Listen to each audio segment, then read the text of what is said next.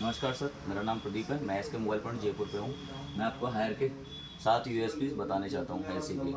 इसके अंदर पहला यूएसपी मिलेगा सर सुपरसोनिक कूलिंग, जो 10 सेकंड के अंदर कूलिंग करना स्टार्ट कर देता है। अदर ब्रांड से 20 गुना फास्टेड कूलिंग करता है। दूसरा ऑप्शन मिलेगा सर इसके अंदर फॉर सेल्फ क्लीनर, जो एसी के इंडोर को 21 मिनट के अंदर वेट वॉश कर देता है। तीसरा मिलेगा सर हेक्सा इन्वर्टर, जो 65% की पावर सेविंग करता है। चौथा मिलेगा सर 20 मीटर एयर फ्लो, जो अपने रूम के हर एक कोने तक जाकर कूलिंग प्रोवाइड करता है।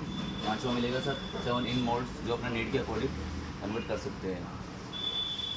छठा मिलेगा सर 60 डिग्री पर भी हायर का एसी रेस्टेड है। सातवां मिलेगा सर हाइपर पीसीवी, जो अपने हाइपर पीसीवी है जो हायर के अंदर, उसके अंदर 550 वोल्ट के सर्च कैपेसिटर लगे हुए हैं, जो अपने को एसी के पीसीवी को हाइपर बनाते हैं। Thank you.